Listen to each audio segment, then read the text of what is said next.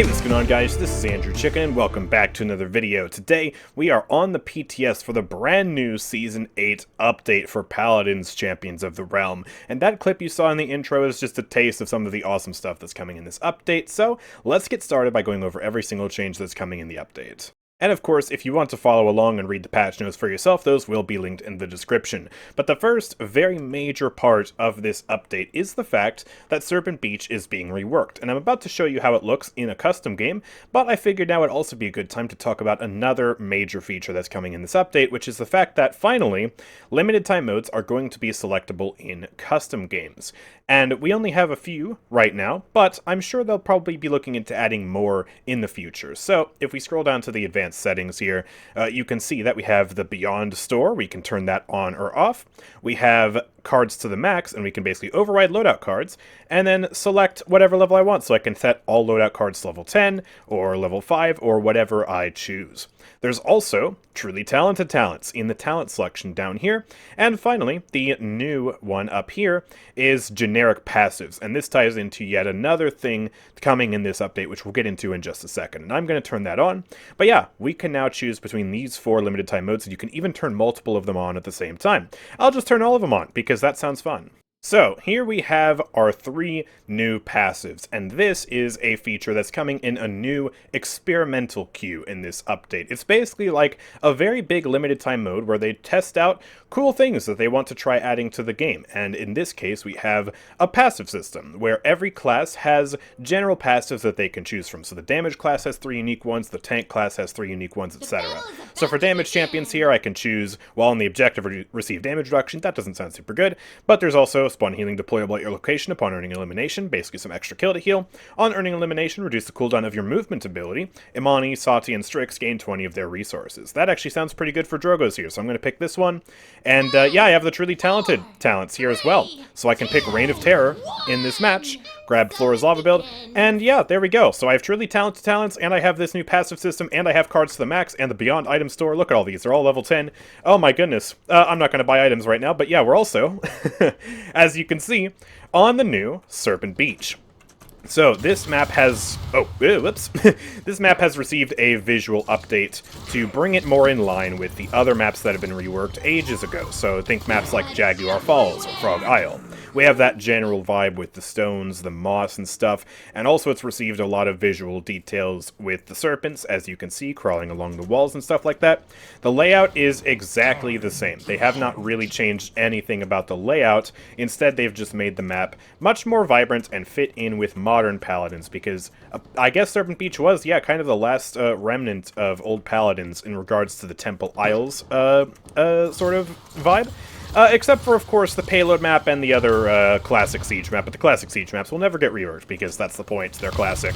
So, yeah, this is pretty cool looking, honestly, and I'm always very hesitant about map reworks, especially after what happened with Stone Keep. That map got reworked, and the new version just ended up being worse than the old version in most regards when it came to actually playing on the map. The collisions were worse, the layout in some cases was a little worse in my opinion, but really it just, it didn't really feel quite right to play on. But this, so far, does look to be a pretty well-executed map rework. They've done a lot to make sure that it feels and plays the exact same way. They've even kept, like, the gaps in the roofs here, and you can still go around the flank routes. Like, you can fly back around here and go up and over this side of the map here. So, it seems like a pretty faithful, seems like a pretty faithful, sort of remaster of Serpent Beach here. There is one notable change, though, and that's the fact that now you can stand up here. This is sort of a thing they're experimenting with.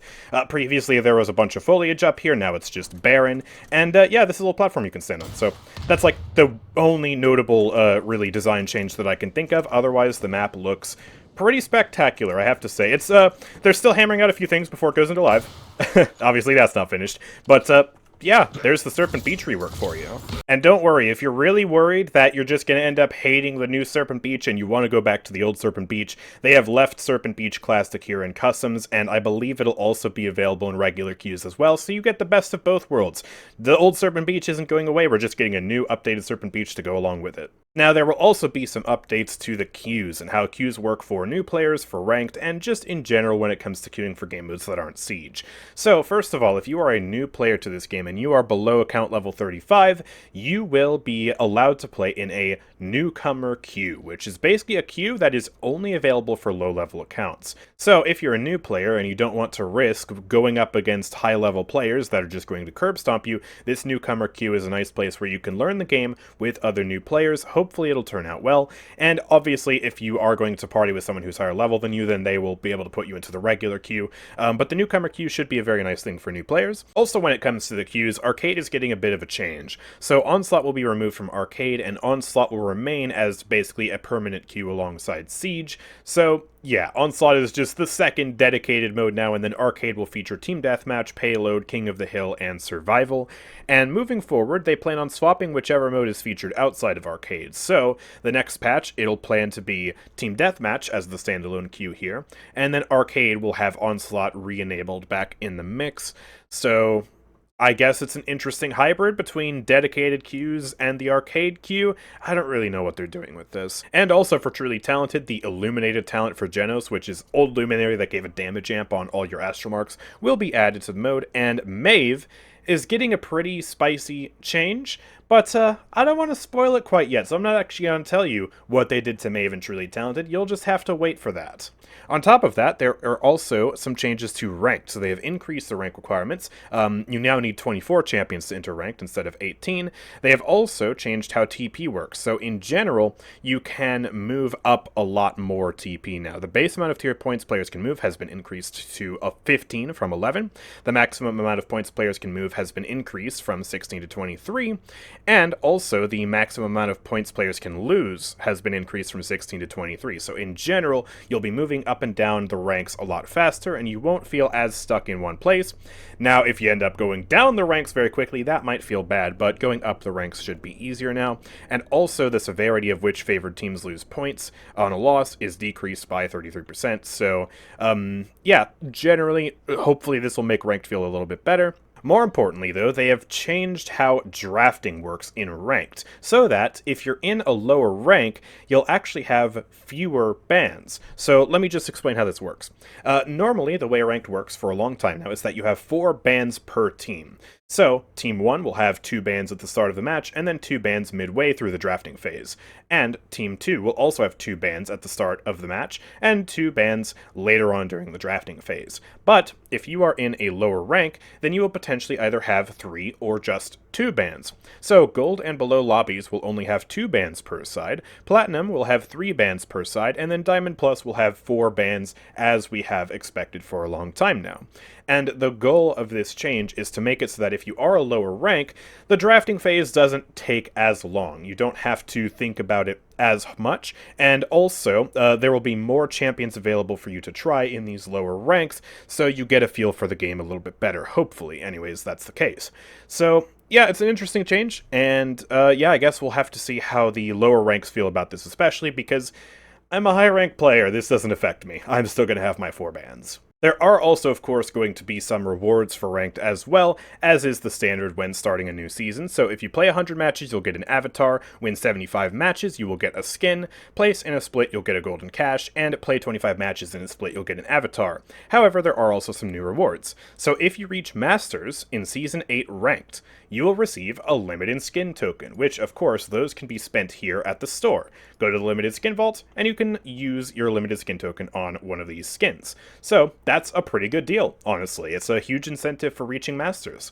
And also, if you play 25 games on a class, you will receive a class chest, which those are chests that give you skins for different characters, including, I guess, some limited skins here too, like 8 Oceans IO. So yeah, that's a pretty cool reward to incentivize people to play Ranked more. It's definitely something we've needed for a long time in Ranked, and hopefully that pans out well. So now, of course, let's talk about the cosmetics this update, and this is where I start to get a little concerned, because there are only 2 skins this update, and one of them is the Ranked skin. The other skin is featured in the Event Pass, so we have an Event Pass this update with just a single skin in it. The Wakono's Wake Event Pass is going to be a simpler Event Pass. There will be 30 levels of exclusive titles, currency, and for the first time ever, multiple diamond troves and several other chests.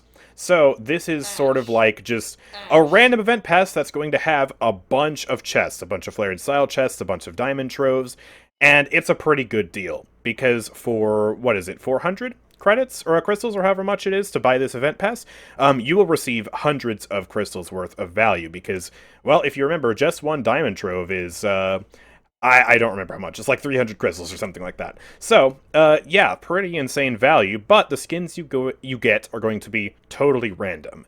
And if you're a player like me who already has everything inside these chests, I know those players are very rare. This event pass won't offer you that much value, and the one skin will be featured at the end of the pass, and it is the Loki Blaster Ash skin, which apparently, yeah, the event pass UI isn't really finished yet. It's on the PTS. We expect this to be fixed once it goes into live, of course. So yeah, and both of these skins as well that are coming this update, the Ash skin in the event pass and the Xin skin for ranked, they're both recolors. So here's the Ash skin. This is Loki Blaster. It's a recolor of Xenobuster. And I do like the color scheme a lot. It looks good. They've done a good job on it. Yeah, really just nothing more to say there. It looks good. So this is the skin you'll be getting in the event pass for the level 30 reward. And I'm sure it'll be great to play with. And, of course, there is the Xin skin. This one, I'm sorry, but I can't stand it. Is this the skin? Yeah, this is the skin. So this is a recolor of the Conqueror skin for Xin. This is the original skin from way back in the day. And yeah, it's like a Barbarian-style skin for Xin. And then you go to Subjugator, and this is the recolor that's the ranked reward. And I'm sure these skins may be subject to change, this one especially. These may not be the final versions, but I'm not a fan of this skin at all. I'm going to inject some bias into this coverage, I'm sorry. It just doesn't look very good. I don't like the color scheme. And those are the only two skins that are coming this update. So no unique skins at all. Granted, they are skins for characters that haven't gotten skins in a while, so I'm happy to see that. But, yeah, I don't know, it's not the greatest feeling for me, let's just put it that way. Alright, so now let's get started with the balance, and up first we have a very small change to passive Cauterize. It will now start at 25% in a match instead of 30%, so there will be an ever so slightly longer early game now, which I think is a good change because personally I think Cauterize has ramped up a little bit too fast as of recently, and so this will make it just that much little bit slower. It honestly won't be too noticeable, but it is a change worth mentioning.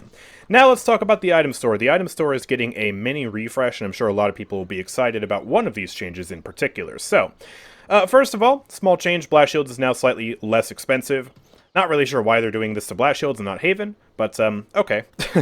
Then, we have some pretty big changes to the red items, so let's just skip down there. Bulldozer is now almost twice as effective, so instead of scaling at 30%, 60%, 90% increased damage, it now scales at 50, 100, and 150% increased damage to deployables. So they're trying to make the item more savory to pick up if you are having to deal with some annoying deployables. And Wrecker. Wrecker now is fully double strength. So instead of scaling at 30, 60, 90, it now scales at 60, 120, 180% increased damage to shields, and its price has gone up from 275 scaling to 300 scaling, so it is now on par with Chronos and Haven, and Bloodbath as the most expensive item in the game. So, big damage to deployables and shields now, and you'll notice as we go through the patch notes, a lot of shields have also been buffed to compensate for Wrecker being stronger. And also to compensate for Wrecker being stronger, Guardian has been buffed to 20, 40, 60 scaling, as was the case at the start of last year, but last year Wrecker wasn't as strong, and so it was absolutely overpowered, but with Wrecker being double strength now, Guardian will hopefully be more balanced in this more powerful state. So in general, they're trying to make items more powerful and more savory to purchase, so you might want to switch up your item purchases even more now. Here's the change that I'm sure a lot of people are going to be very happy about though. Resilience is back. This is the item that reduces the duration or effectiveness of crowd control effects. So, before Unbound and Sentinel were a thing, Resilience was the catch-all item that countered all crowd control. This countered stuns, silences, cripples, slows, knockbacks, you name it. And it got split into two items at the start of Season 7, but they decided to walk back on that and merge them back into just one item. So Resilience is the crowd control counterer now. This will counter everything, stuns, slows, cripples, and knockbacks and slows, all that stuff. So yeah, same scaling of the price, it's back. It's back in full force, just like Haven and just like Blast Shields. And then, to Sentinel, they have reworked this item to be an item that gives you a shield after being afflicted by crowd control. So if you get hit by a slow or a stun or something like that, you can gain up to a 900 health shield. And this will scale with Guardian, so do bear that in mind. Interesting item. Not sure how much it'll be picked up, especially because Resilience is now so good. But, yeah, we'll see. It's Sentinel. It's here. So, yeah. Big changes there, and there's one final very massive change that support mains may or may not like. I'm not actually sure. I don't know what the community is going to think about this, but Rejuvenate has been reworked. So Rejuvenate will no longer increase your healing at all. It doesn't increase your healing output, it doesn't increase your healing received, and it has gone back to being an item that is purchased when you want to affect healing that is applied to you from other players. So, Rejuvenate will allow you to be overhealed by allies when at maximum health, gaining a 150 health shield for 5 seconds for every 300 overheal received. So, you basically get a shield at 50% effectiveness of the healing you get. So if you get a 1000 health pip potion thrown at you, that will give you 500 shielding. So, and then that will scale and basically make it so that at tier 3, you will get 1-to-1 scaling. So 150 health shield every 5 seconds for every 150 overheal received. And I don't know the cap on this. I guess it stacks up to 5 times, so I suppose that stack scales on the 150. So you would be looking at a max of about 750, which, yeah, that's pretty big. And this item will also scale with Guardian. So you could potentially have a Guardian Sentinel Rejuvenate hybrid combo that makes you a shield character, except you're playing Viktor. Is that a thing that's going to be real this patch? I don't know. That's kind of strange. But yeah, that is definitely a possibility. It's a very interesting new item. I'm not sure how I feel about it, and we'll see how the community reacts. One final item change, Deft Hands, is the exact same price, exact same scaling. However, at tier 3, it will increase the reload speed cap to 75%. What does this mean? Well, when it comes to diminishing returns, it affects reload speed in a very linear fashion. All sources of reload speed will stack on each other without diminishing returns, so you can stack 20 plus 35 to get 55% reload speed if you want. But there's just a hard cap of 60. Once you reach 60, you can't go past it. But what this new change to Deft Hands will do is increase the reload speed cap to 75%. So if you buy Deft Hands 3 and you have a card that increases your reload speed by a further 15% or more, then you will get 75% increased reload speed instead of 60%.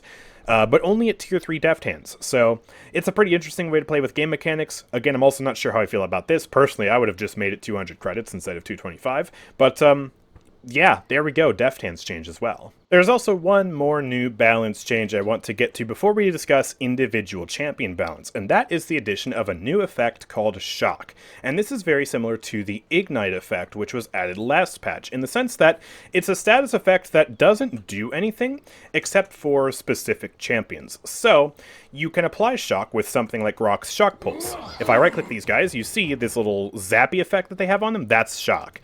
And there's only one character that actually gets affected by Shock this patch, and that's Kinessa, which we'll get to later.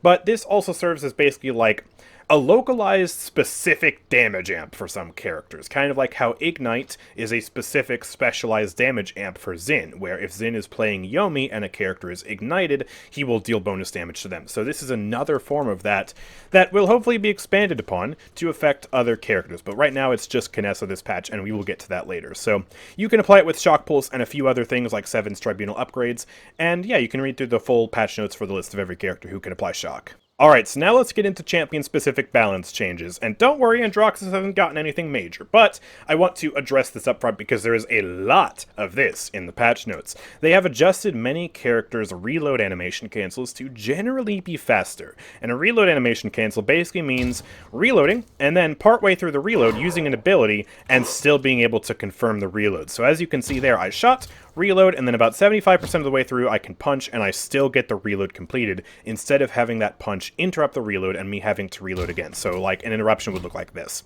So yeah, AndrewChicken and many other characters have had their reload animation cancels slightly improved, and you can read through the full list of patch notes to see every single character that's gotten a reload animation cancel change. I'm not going to be covering them all in this video because I think that would be boring. So now let's talk about Ashe. Ashe is getting two tiny buffs. First of all, her base Siege Shield is getting 250 extra health, and on top of that, Fortress Breaker is also getting an extra 250 health, so if you run Fortress Breaker, your shield is now 500 health stronger. And that will of course scale with better Guardian, but will also be affected by better Wrecker. So yeah, like I said, there's going to be a lot of tanks that get bigger shields this update, and Ashe is the first of them. But here's something that's very exciting. Let's talk about Barik. Barik is getting a bunch of card buffs, as well as a few slight buffs to generally make his kit feel a little better. The first thing is his blunderbuss is ever so slightly more accurate.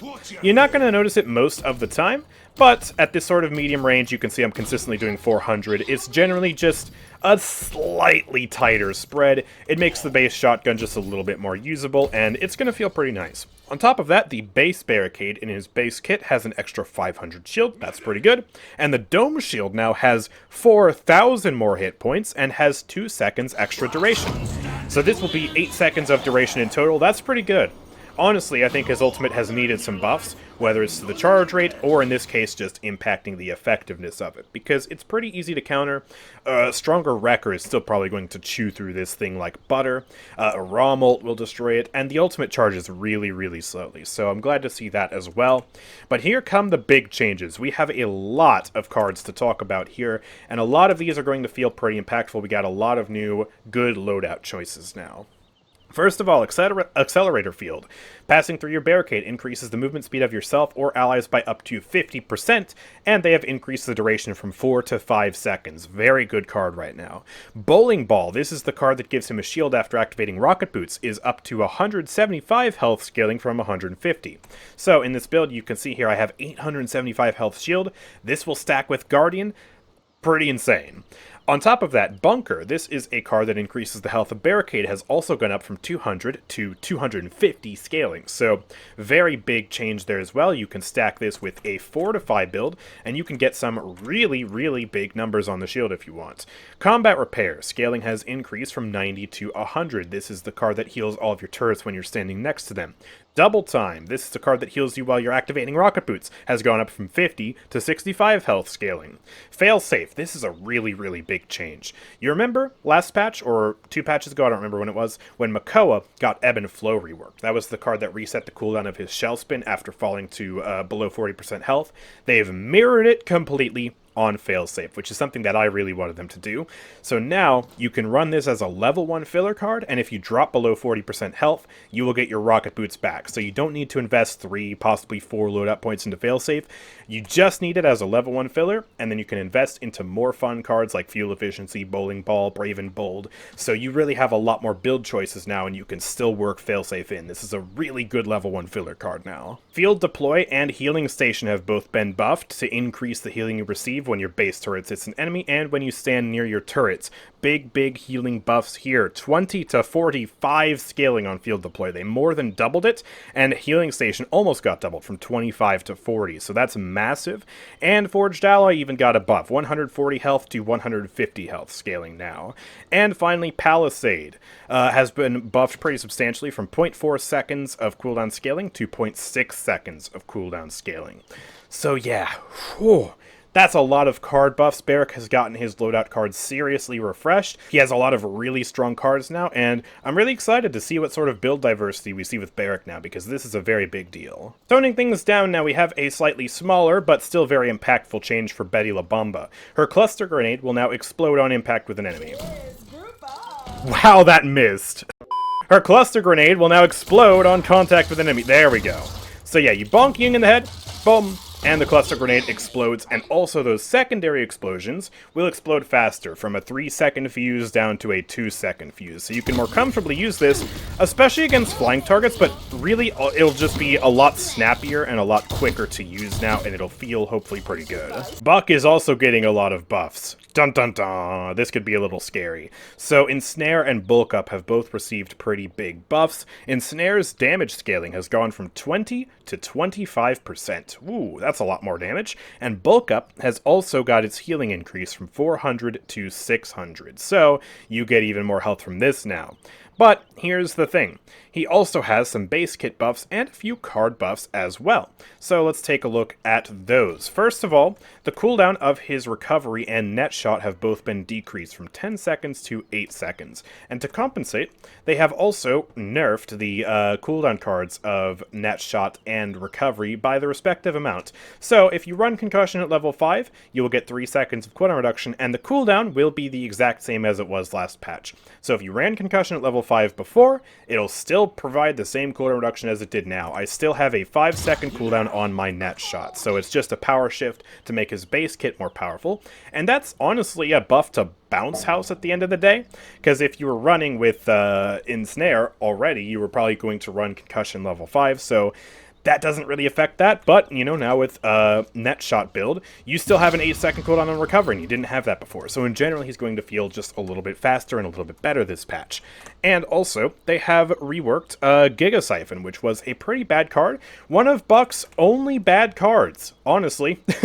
And now this card provides 40% movement speed for 3 seconds after using recovery. Previously, it only provided the 50% movement speed buff during recovery, so it had much less duration, was much harder to get value out of. Personally, I would put it up to 50% so it would match the scaling of Gacha. I think that would be really fun, but as you can see, pop recovery, moving 40% faster for 3 seconds, and with the cooldown of recovery as well, we're looking at now some pretty good uptime on this movement speed with a bulk up build, so that's yet another, now, really good option for Buck's builds. You can see some Giga Siphon players running around soon, so that's going to be pretty fun.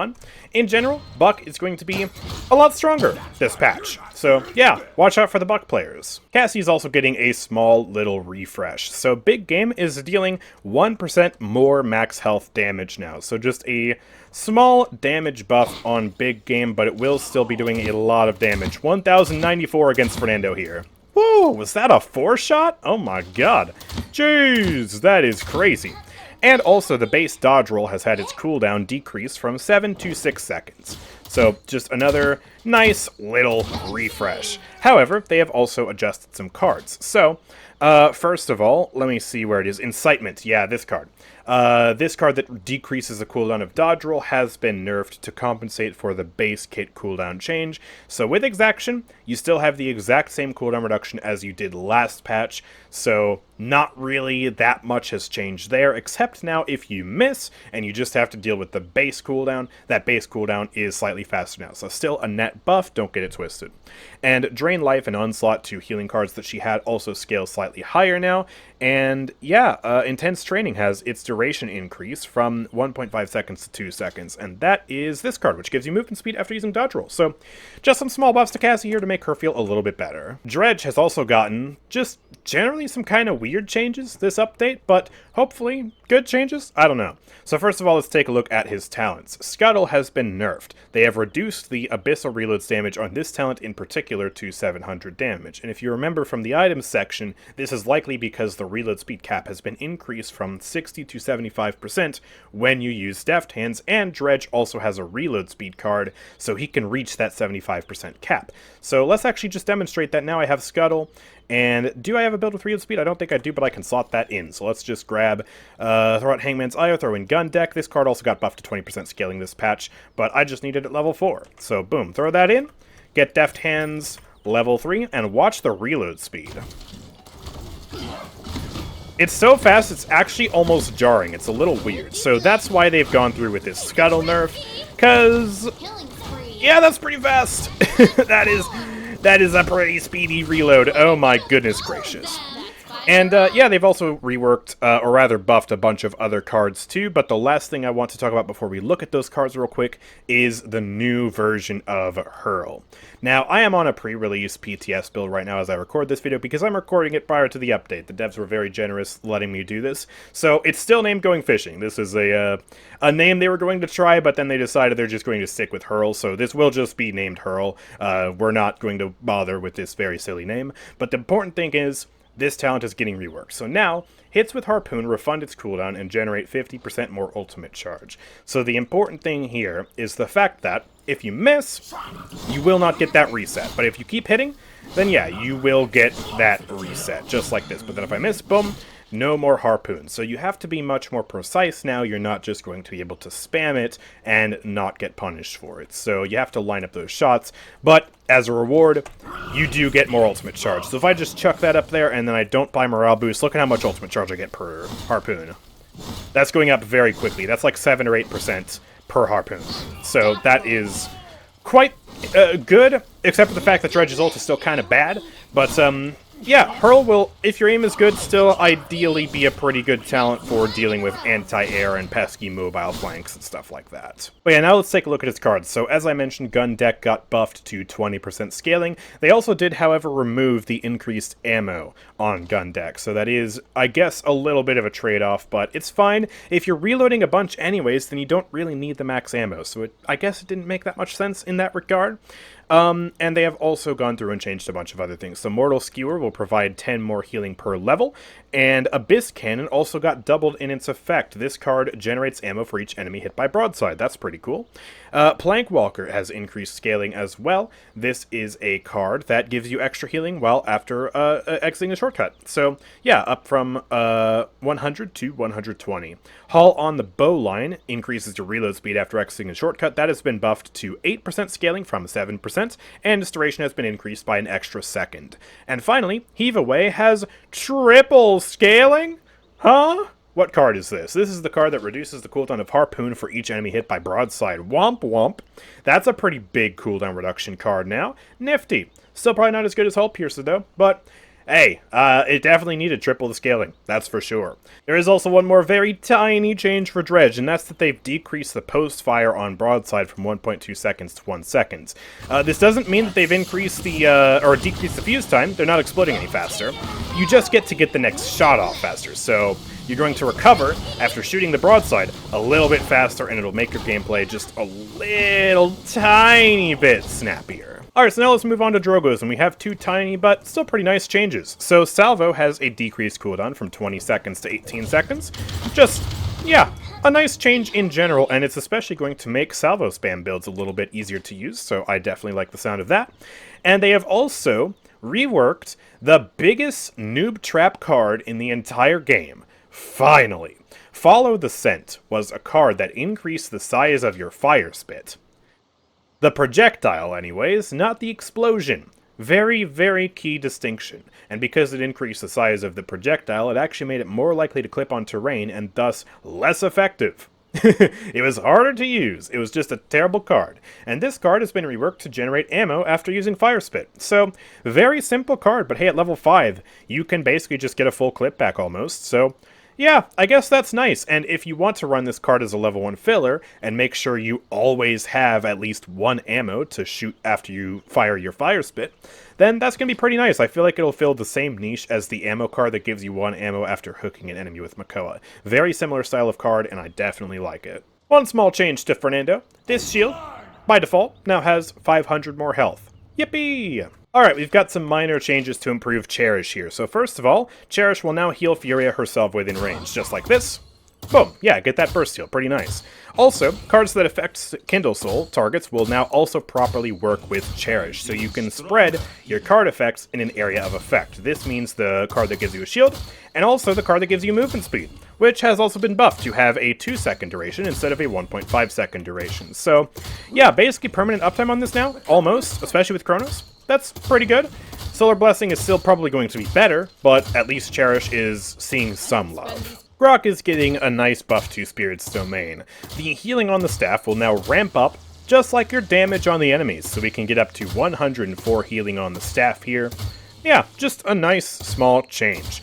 And also, as I mentioned earlier when we were talking about Shock, Shock Pulse will now apply a shock effect for 1.5 seconds, which, again, affects just Kinessa. We're not quite to Kinessa yet, but we will get there eventually, I promise. But now, let's talk about Imani. She is getting a few slight changes, but one very massive change to Pyromania. Guess what? Well, let me just show you. That's right. That's a 1000 damage fireball. Imani is so back. What is this? This is crazy. You mean to tell me I get my full AoE on Pyromania without any drawback now? Oh my gosh, this is insane. So this is by and large her best talent now. No doubt about it, and I'm very glad to see it. I hope that her other talents get some love to bring them in line now with the powerhouse that is Pyromania. But also we got some small card changes. So first of all, Affinity and Elemental Barrier. These are two cards that reduce your damage taken and heal you after using Elemental Shift. These have had their internal cooldowns reduced to 3 seconds to match Draconic Will and Discipline. And then also Arcane Ice, which is the card that increases the mana generation of Frostbomb, has been buffed from 15 to 25% scaling. Here's the tiniest balance change of the entire update. Inara got one balance change, and it's to the card Crag. They removed the internal cooldown that this card had. Because apparently it had an internal cooldown, and Plateau didn't, and that just didn't really make sense. So Crag no longer has an internal cooldown. Yay! A Jenos Nerf? Is that really what we're up to right now? What? Well, Jenos is getting a nerf to Luminary. It's decreasing its bonus healing from 285 to 270. Pretty small nerf, but this is also paired with the Rejuvenate rework. So you won't be increasing the healing on Luminary at all through any means anymore. So I guess when you compound it with that, that is a much bigger deal. So I might have spoken too soon when I said Inara got the smallest change of the update, because Kasumi got a change here on the Yokai doll, where the cone targeter for her primary fire has increased from 1 to 2. Sounds like a lot, but, I mean, look at it. I don't notice a difference. It's still basically true aiming, so... It doesn't seem like this affects Kasumi in the slightest. I guess the hope is it'll still feel like true aiming, but it'll be a little bit more reliable now. Otherwise, Kasumi got nothing this update. Now, Khan has gotten some very interesting changes this update, because his base heavy repeater has gotten buffed, just pure and simple. It now fires faster. Look at this. Yeah, that's actually pretty nice. I do quite like that change, and it means that you might not necessarily want to pick Storm of Bullets as much, especially because Storm of Bullets has been adjusted to operate the same as it did last patch, meaning Storm of Bullets isn't any stronger this update. However, as I'm sure you noticed by looking at the description of Vortex Grip got a pretty powerful buff. Targets are stunned by Commander's Grab for an additional 1.4 seconds. That was there originally, but now they're also weakened to weapon attacks by 15% during the stun. So, grab Vortex Grip, grab this Viktor, and look at how much damage I'm doing. 242. Wow, that's pretty crazy. And the thing is, this 15% weapon damage amp applies to everyone on the team. So Khan can lock somebody down, and his entire team will be doing 15% more damage to them for the duration of the stun. You'd better rush Resilience for this. That is all I am saying. So that is a pretty powerful buff to Vortex Grip. We might finally have some competition for Khan's best talent. Also, they have buffed the base health of the shield ever so slightly, from 4,400 to 4,500, and they buffed the card that increases the scaling of the shield from 200 to 250. But the final thing they've done is they've made the ultimate faster to cast. So that pull happens faster now, and the delay is basically gone. You can still technically miss, though, if you take your aim off the target really quickly, just like that. But that should happen less frequently now, and so should generally just be a little bit easier to use. And I think this is a good change, despite how powerful Consult definitely is. Also, wait, Fernando doesn't die up there? Ta! I can't pull him either. Oh, wow, okay. Well, Fernando's over there now. Goodbye. Alrighty, so we finally got to Kinessa, and this is what I was talking about when I was referring to the shock earlier, applying only to Kinessa for now. And again, this will probably be expanded to other champions like Grohk soon enough. But she has gotten yet another rework to this talent with the mine icon. At this point, I don't even know what we should call this talent, because the name has changed so many times. But this new iteration of the talent is High Voltage, and finally it looks like they might have created a good talent for the mine. Hopefully anyways. Finally. Maybe. Please.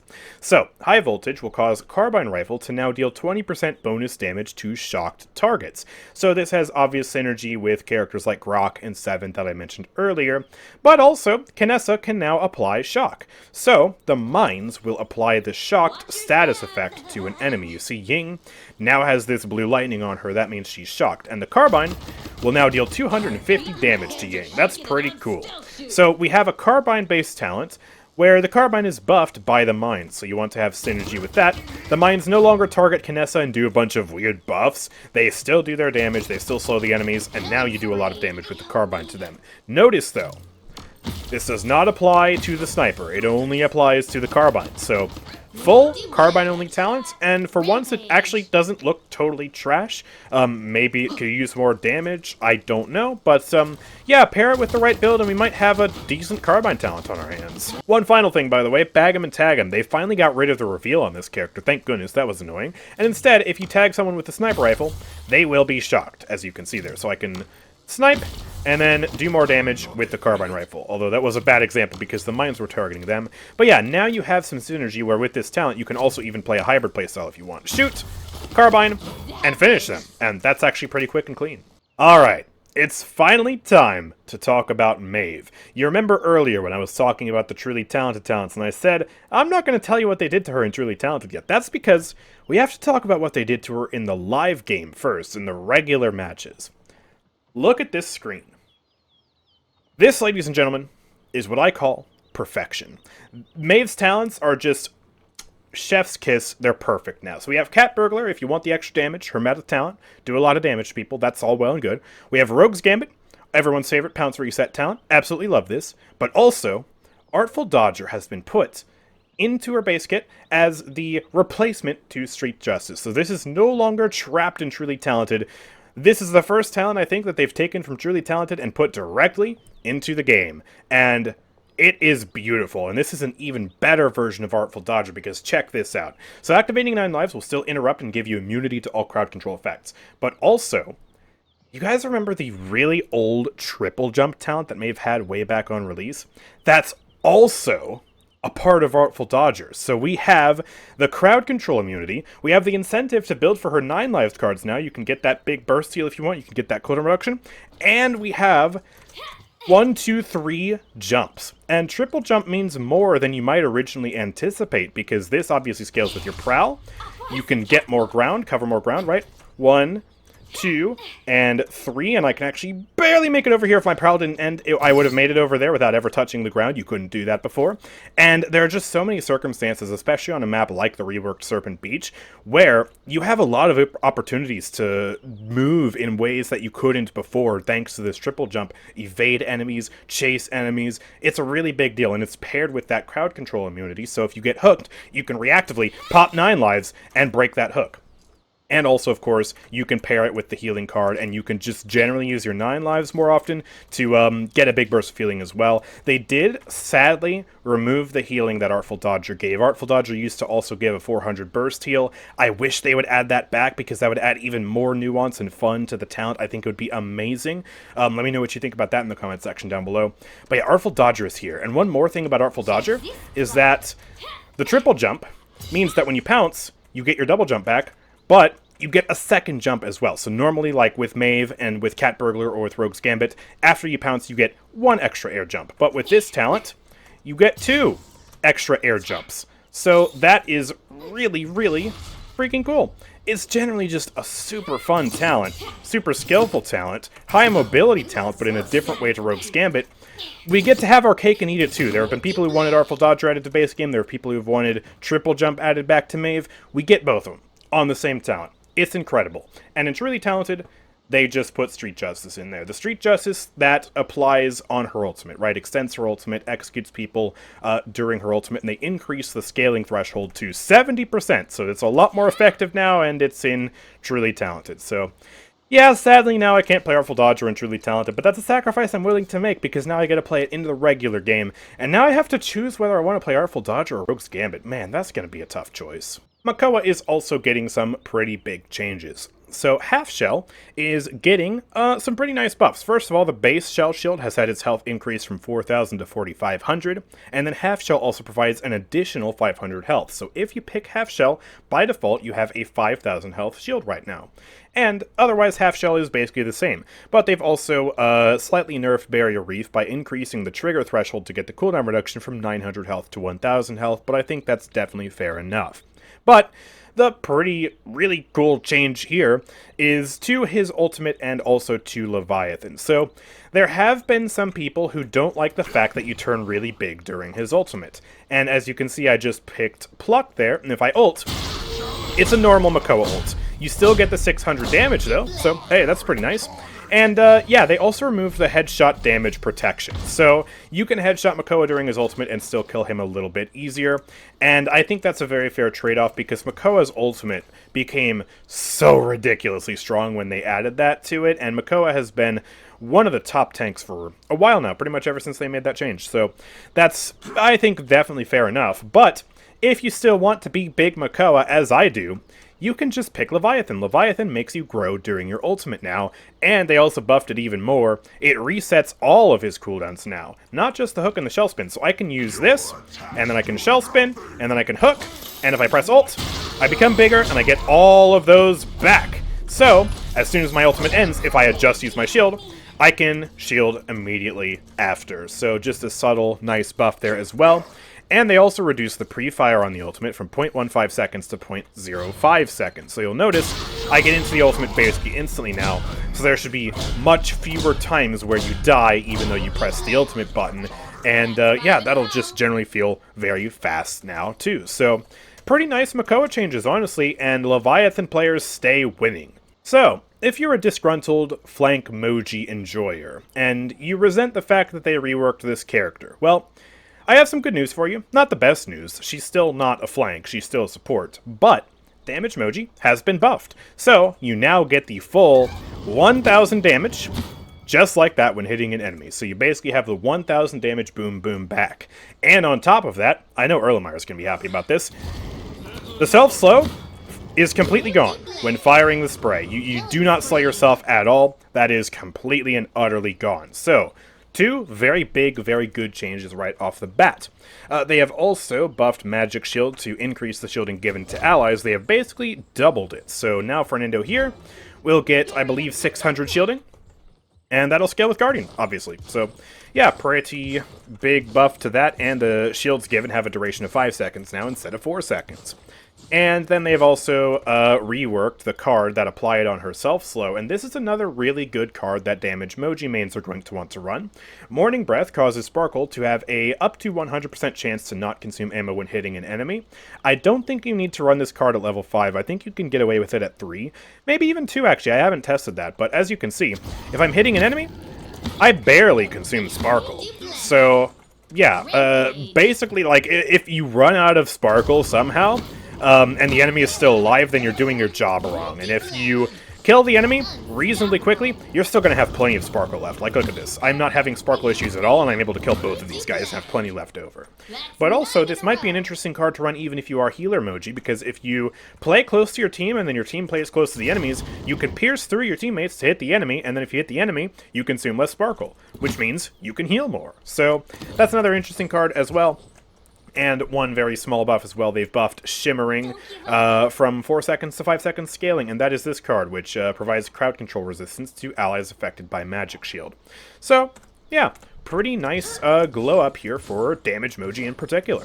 Alright, nothing super big here. Nyx's shield has been buffed to 5,000 shield health at max from 4,500 previously, and the card that increases the scaling of the shield has been buffed from 200 to 250, in line with all the other shield tanks this update. And here's where we get to the other best change of the update. This is such a cool change. This is such a fun change for Pip. So, Pip, let me just show you. Oh yeah. Oh yeah, we have double jump Pip in Weightless now. So whenever you activate Weightless, you can jump a second time in midair. This is in base kit. You don't need a talent, you don't need a card, you don't need anything. This is a relic from the days of old. This used to be a thing way back in old Paladins as a talent specifically. There was a talent that let him double jump. And this is just base kit now. And it's super freaking cool. The amount of movement potential, the amount of rollouts you can do. This is going to be utterly fantastic. I can't wait to see what the Pip mains do with this. You already saw the clip in the intro of this video. I managed to do that, and I'm pretty bad at Pip rollouts. So imagine what skilled Pip players are going to do. This is going to be unbelievably fun. And they have also given Pip some other minor buffs. One of the buffs is, of course, they increase the duration of Weightless by half a second. And they also buffed the healing potion to give you 1,200 healing now instead of 1,000. So basically keywords on the potion now, just period at base kit no matter what talent you play. And they also reworded Mega Potion to say that it merely increases the healing of the Mega Potion by 1000 instead of doubling it. So Mega Potion will now heal for 2200 HP. Ruckus now has a 2500 health shield instead of a 2000 health shield, and obviously this will scale with Flux Generator, which increases the health by 1000, and then you can stack that with Guardian. So yeah, just another shield tank change. Sha Lin is a big winner of this update. No, sadly they haven't removed the frame drops. The frame drops are still there, they probably always will be there. It's Sha Lin. They haven't been fixed in the past 7 years, don't get your hopes up. However, they have buffed many aspects of his kit. So first of all, they removed the self-slow when firing the bow. You do not get slowed at all anymore. Very nice change. And on top of that, he has a new passive. Whenever he's stealthed, he has a further 20% increase movement speed, just like this. Moving even faster, and this especially affects his ultimate. Look at this, boom, ult, and we are moving very fast. I don't have Nimble. The only thing I have is the passive and also the 15% movement speed card in my loadout. So yeah, that's pretty big. On top of that, he has a new talent, Desert Shadow. Eliminations enter you into stealth for 2 seconds. Shots from stealth deal 200 increased damage. So we can grab this, and I can stealth, and then, boom, 1200 damage. Ooh, it doesn't show the critical indicator. But yeah, then it puts me into stealth, I get that movement speed, and then I can slap Ying again for that 1200 damage. And yeah, it's basically like a kill chaining talent of sorts. It's pretty interesting.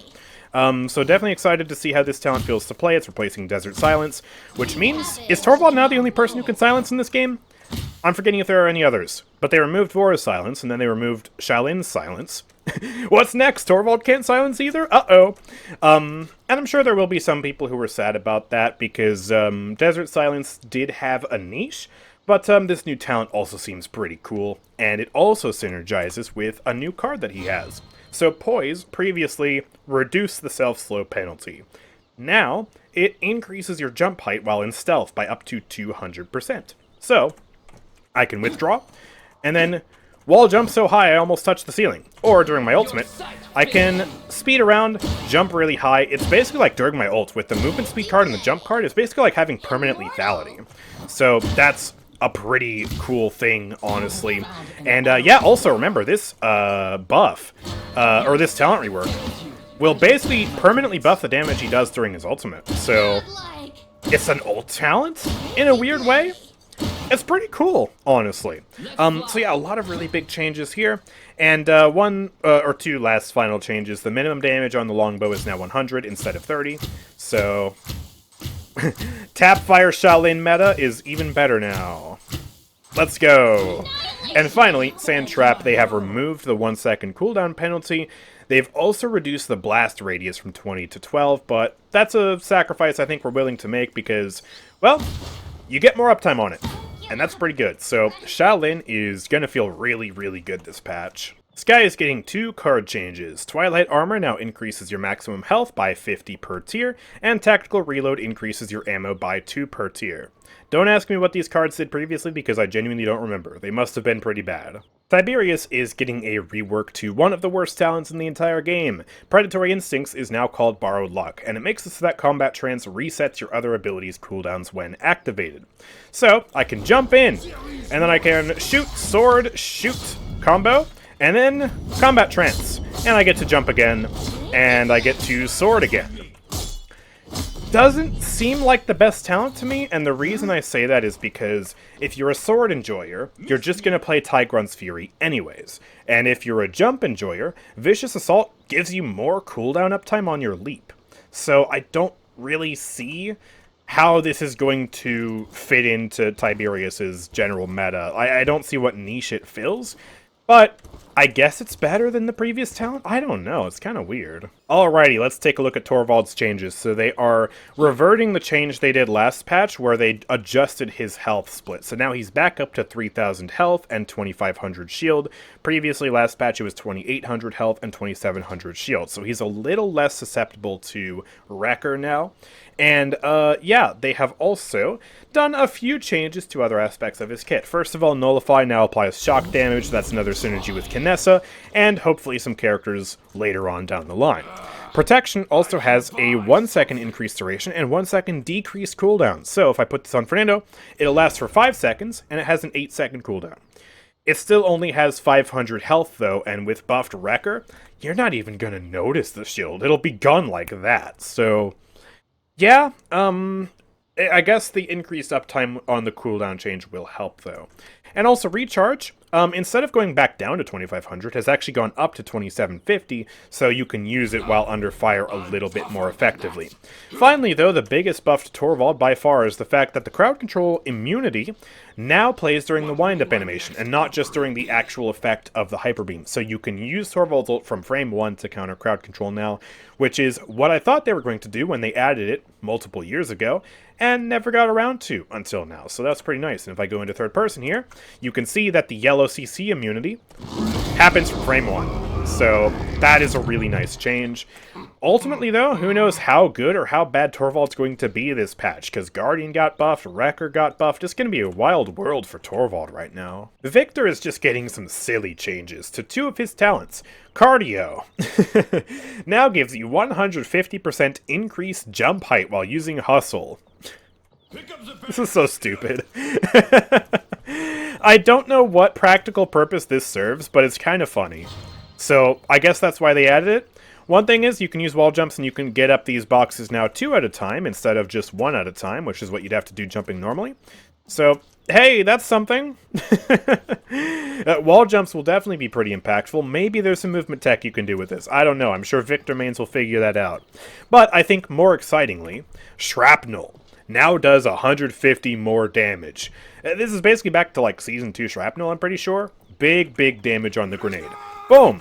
Look at that, 900, 900. Oh yeah, that's what I'm talking about right there. So big Shrapnel buff. You might want to consider picking Shrapnel over Burst Mode now in some circumstances, especially if your team has a lot of direct damage, because then if the enemies go out of the way to buy Haven, Blast Shields will not be purchased and your grenade will still be very effective.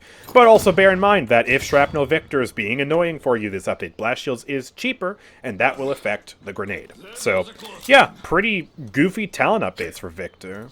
Vivian is getting 2 very small changes. First of all, suspect everyone has been simplified. So they removed the shield health bonus, and they also removed the internal cooldown. So you simply now reduce Deflector Shield's cooldown by half if it is destroyed by an enemy. You don't have an internal cooldown on that, meaning it is much easier to spam now, and because it doesn't increase the max health of the shield, it makes it actually easier to destroy, and thus easier to maintain uptime on. And you can still run it with a build like this, which increases the Deflector Shield's health if you want. You can run it with Guardian if you want, and yeah, it should just be easier to keep uptime on now. So head on over to the Cassies here, and put up the shield. Boom, boom, boom, 3 shots from Cassie, and it's a 7-second cooldown, and then I'll have that shield back ready to go in no time. The second change is even smaller than this, and it's to the Sentinels. They are now classified as shock damage, so you see when they hit Fernando, they apply shock to him, and this will have synergy with Kinessa. I don't know where my sounds went. That's pretty weird. I should reset the shooting range. Willow is another recipient of a very silly, but actually surprisingly cool change. Fauna has been reworked from a trash card that I don't even remember what it did, to a card that increases the knockback you receive from Wand of Overgrowth by 200%. What the heck? What does this mean, you might be asking? Well, it means that now Willow can blast herself with her own weapon shots and kind of have a weird form of almost rocket jumping. And due to the way knockbacks work, you can actually accelerate yourself and move even quicker across the ground like that. You will take self-damage, obviously. Would be nice if the card also reduced that. But, yeah, this is something that you can do now very comfortably with Willow. And it also stacks with some other things. On maps, for example, you can, like, flutter up, and then you can boost yourself, like, along a wall to reach another high ground or something like that. There are very niche applications for this card. It's not going to be something everyone runs, but the people who like movement tech will be very pleased by this card because of the weird, wacky, goofy things you can do with it. And also, as you see by this boosting, I'm able to not really ever touch the ground, which is another cool thing. Like, I can spray down some shots, and then I can boost myself, and then spray down another shot, do this. It resets, by the way, the effect where once you're in the sky for a certain amount of time, you descend faster. So I'm able to really just keep myself in the sky here, almost like a faux ultimate. So It's pretty interesting. You're going to need some Life Rip or a good healer, a Jenos or something like that to just passively keep you topped off as you damage yourself. But this is a really interesting card. I like interesting cards, and this is one of the most interesting cards out there. Alright, so I'm on Bazaar now so we can test one of these new changes live. It's very exciting if they actually did indeed fix it. And I have the passives on again, so we can look at the tank passives. While in the objective, gain crowd control resistance, pretty cool. After using your Q ability, provide allies within 50 units, 30% slow resistance, and 20% movement speed for 2 seconds. Wanderer, exit combat 1.5 seconds faster and have increased movement speed while out of combat. That actually sounds really spicy on Yagorath with the meditation items, so yeah, I guess I'll grab that, even though I also have the Beyond item store on right now, so I can't get meditation. We also have Unnatural Persistence Rework, which makes so that while in hardening, you increase your healing received from others by 50%. Much better than the previous Unnatural Persistence. And I don't think... yeah, she didn't get any card changes. Sight Beget Strength does have increased shield health now from 900 to 1,000, though, so that's pretty cool. But the major change that I am about to test is to her ultimate. So let's read through the things. No longer refunds 30% energy if the target takes 1,000 damage and is dropped due to collision. No longer has critical spots on her tail. Okay, very cool. Also, modified how Yagorath checks for sight on targets to not allow her to ultimate people through walls. And if I just build my ult up real quick here, I'm not able to ult this ROM through the wall. Let me move to a different wall real quick just to get another test of that. Get behind this wall, right up next to the wall. Yep, I can't ult these people right now. They have fixed wall abusing for Yagorath, folks. Uh-oh. I might be dead. I might be dead. Vara, don't do this to me. Oh, no. Let me make sure that I can indeed ult people generally, though. Pop out here, and now I can ult ROM just fine. So that's pretty good. Yeah. Also, apparently hardening activates instantly with this talent. That seems to be a bit of a bug. So I'm sure they'll fix that. That's really weird. But yeah, no more wall-abusing Yagorath players now. That is a very good thing, because it's a bug, it's not intended to be abused, and Yagorath players are going to have to be more clever with how they use their ultimates now. And really, gonna have to synergize with their team a little bit better, because you can still get value out of Yag ult if you commit some shields to it to protect Yagorath, or maybe a Fernando ult or something like that. So it can still be valuable, and it can still be valuable even if you don't consume the target, because you draw the fire of the enemy team. So there's definitely a place for Yagorath ult, but while abusing, it's not one of those places now. And finally, we end off with a very tiny change. Ephemeral now reduces the cooldown of Dimensional Link by up to 2.5% for each hit with your weapon. So, grab Ephemeral, slot it into the build, I suppose, and then, yeah, this will basically just give me cooldown reduction. So, teleport, use the Dimensional Link, maybe shoot the Ying while using the Dimensional Link just to see if that affects it. No, it doesn't, but as soon as Ephemeral Link, or as soon as the teleportation is over, we shoot them, we get our cooldown reduction, and yeah, it's just another way to spam teleports more. So, another very interesting loadout card for Ying. The options now for Resonance are truly astounding. There's a lot of ways you can play that talent now, so that's, yeah, that's pretty cool. There are also some bug fixes for a few things. They're not super important, so I'll let you read through them in the patch notes if you really want to. But that is going to do it for the Season 8 launch of Paladins Champions of the Realm. So let me know what you think about this update in the comment section down below.